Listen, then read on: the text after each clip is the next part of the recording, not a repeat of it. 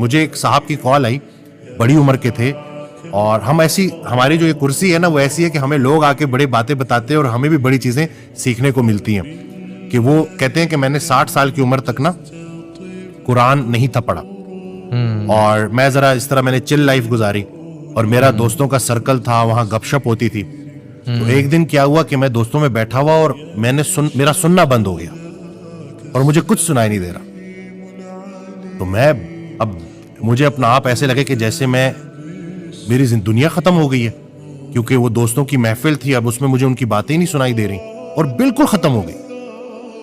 تو کہتے ہیں میں پھر, کیونکہ میرے پاس پیسہ بڑا کچھ تھا, باہر ملک سے تھے وہ نا, تو کہتے ہیں کہ میرے پاس پیسہ بڑا تھا, تو میں جب ڈاکٹر کے پاس گیا, ڈاکٹر نے مجھے لا علاج ڈکلیئر کر دی. جب انسان اس پوزیشن میں پہنچتا ہے تو پھر اس کو اللہ یاد آتا ہے. کہتے ہیں میں نے قرآن ترجمے سے پڑھنا شروع کیا, اور پڑھتے پڑھتے پڑھتے میں اس میں اتنا انوالو ہو گیا کہ کچھ ہی عرصے بعد میری ہیئرنگ واپس آ گئی. مجھے جو بات اس سے سمجھ لگی نا کہ اللہ نے مجھے ایک ویک اپ کال دی تھی کہ اے میرے بندے جاگ, اور مجھے یہ احساس ہوا کہ کنٹرول تو اللہ کے پاس ہے.